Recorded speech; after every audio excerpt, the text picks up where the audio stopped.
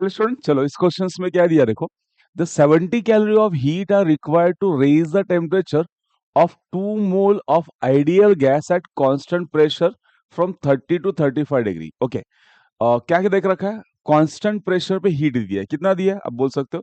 Constant pressure पे heat दिया है 70 कैलोरी। नंबर ऑफ मोल्स कितना देख रखा है आपके पास, 2 मोल्स। टेम्परेचर डिफरेंस कितना आएगा, 30 टू 35 डिग्री सेल्सियस हो रहा है, तो आपके बोलो डिफरेंस कितना आएगा, 5 डिग्री सेल्सियस। ओके, अब पूछ क्या रहा है, the amount of heat required to raise the temperature of same gas same range at constant volume. तो आपको हीट कहाँ पूछ रहे हैं, कांस्टेंट वॉल्यूम पे हीट कितना आएगा। कांस्टेंट प्रेशर पे हीट दिया हुआ है, कांस्टेंट वॉल्यूम पे हीट पूछा है।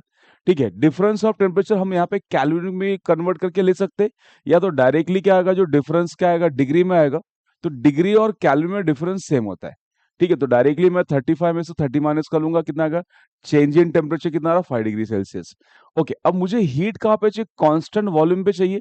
तो कांस्टेंट वॉल्यूम पे हीट का फॉर्मूला क्या होता है, it is n c v delta t होता है।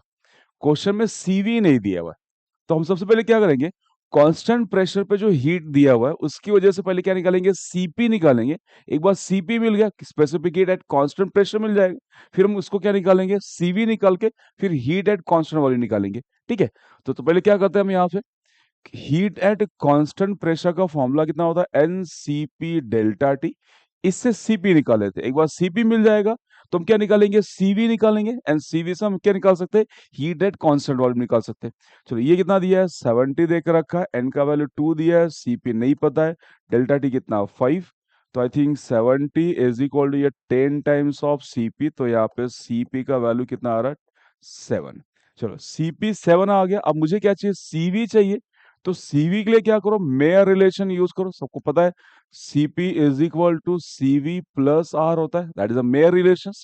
अब यहां से सीपी कितना है, 7 है, is equal to c v plus your r. R का वैल्यू देकर रखा, कितना दिया यहाँ पे, आर का वैल्यू 2 कैलोरी देकर रखा, तो आर की जगह पे भी आर का वैल्यूज डाल लेते। तो अगर आर का वैल्यूज यहाँ पुट किया तो कितना होगा 2, तो यहाँ से ये आगे कितना आएगा, सीवी का वैल्यू कितना आ रहा है 5।